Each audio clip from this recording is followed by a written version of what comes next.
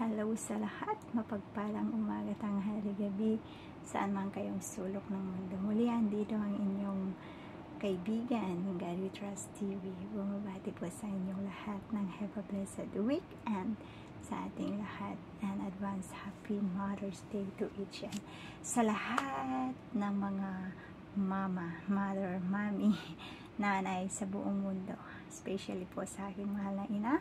Hello mama dear, I love you with the love of the Lord, and I really miss you so much.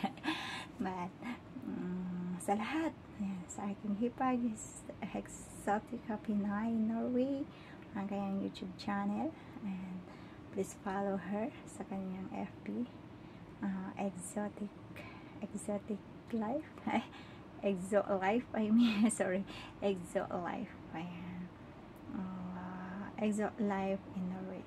So, yun, and to my one and only sister, Michelle Lapado, and sa lahat ng mga titas, ates, adings, and sa mga kaibigan ko dyan, sa mga kapatid ko sa pananampalataya, ayan, at sa lahat ng mga ina. Binabati ko po kayo ng mapagpalang araw ng mga ina. Ayan. So, dito po ako upang anyayahan po kayo actually, because tomorrow is Saturday and may event po sa UCKG Health Center. Ayan, may po siya, may may anointing, ayan, para sa mga mother, ayan, mga dakilang ina, pagkat ang ating mahal na Panginoon ay nais niya po anyayahan tayong lahat, ayan, hindi lang po actually mga ina, kundi yung buong pamilya natin, sapagkat tayo po ang ilaw ng tahanan ng ating pamilya. Salamat sa Diyos sapagkat kabilang po ako sa sa mga ina, ayan, sa mga magse-celebrate ng Mother's Day, and sapagkat marami pong gustong magkaroon ng anak pero wala pang anak. Mayroon naman yung hindi talaga gusto magkaroon ng anak. I really thank God kasi binigyan niya ako ng 2 anak. May love shoutout sa aking panganay, Jezar Ortiz and Nicaine Ortiz. I really love you, my dear, but God love us more. Always remember, wala pong ibang nagmamahal sa atin una sa lahat, kundi ang ating mahal na Panginoon. Kaya unahin natin siya sa ating buhay. Palaging sinasabi ni Mama na wala nang mas higit pang nagmamahal sa inyo, sa atin, kundi ang ating Panginoon. Kaya unahin natin siya sa lahat ng bagay.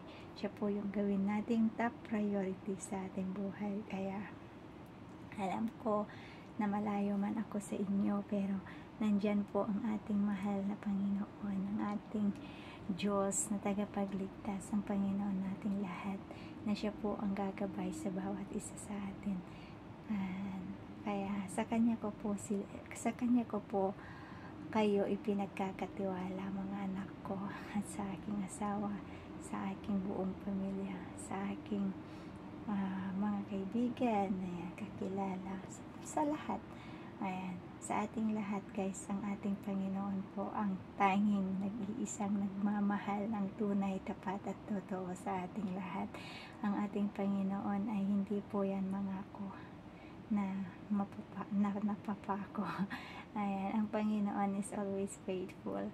That's why I really thank God, kasi nung humingi po ako sa Kanya ng bagong buhay, bagong isip, bagong puso, at higit sa lahat ay yung ipagkaloob niya sa akin, ang presensya niya, ang banal na Espiritu.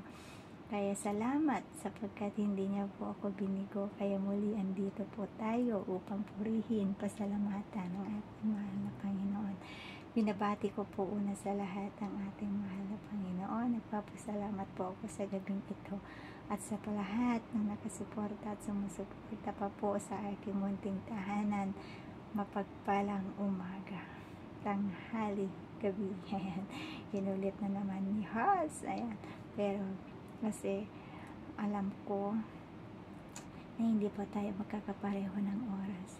Salamat sa Diyos. God is great kasi sa dami po natin sa buong mundo. Ayan. So, napaka powerful. Tanging ang Panginoon lang ang makapag sa ating oras. Ayan. Sa ibang bansa, sa mga ibang bansa, gabi nila, gabi sa atin, umaga nila or tanghali nila, diba? Napakabuti ng Panginoon. Kaya salamat sa Diyos. Salamat sa lahat-lahat at muli pagpalain niya po tayong lahat. I just want to invite you dito sa Hong Kong. Nakakalungkot lang mga kaingad, with trust ko na ang dami na nagpapakamatay dahil sa depression. Depression po ay hindi po biro, mga kaibigan kong mahal. Bagamat galing po ako dyan. Pero salamat sa Diyos sapagkat hindi niya po ako pinabayaan, sapagkat ako'y kanyang tinulungan.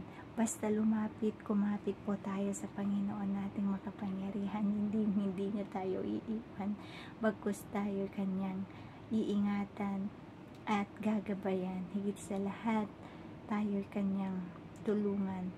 Wala pong ibang makakatulong sa atin kundi ang ating sarili at ang ating Panginoon at sa mga tao na man of God. Ayan.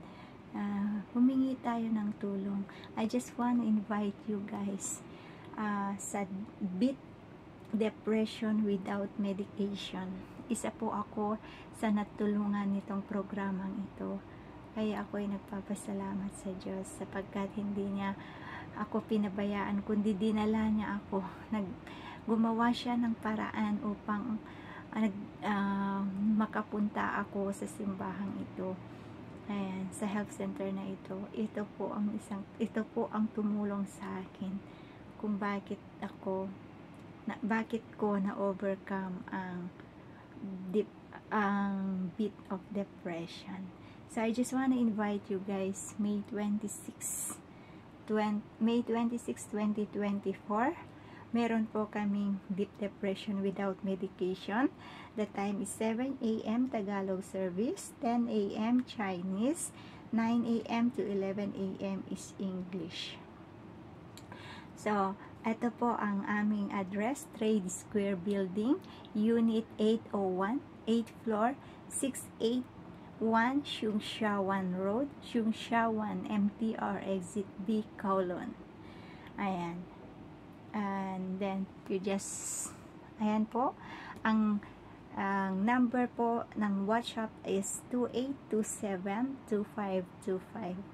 24 hours po na open. Ayan ang ating helpline. So for more information, just visit the uckg.hk. Ayan. So yun po mga kaingad with trust. Hindi po natin pwedeng solohin ang ating problema, sa buhay. Kaya nandyan po ang ating mahal na Panginoon upang tulungan tayo. Kaya pagpalain niya po tayong lahat. Ingatan niya po tayo, gabayan niya po tayo. Ayan, sa lahat ng dagok natin sa buhay, palagi nating tandaan, may Diyos po tayong kagapay. God bless, keep safe, and have a blessed weekend to each and everyone. Bye-bye.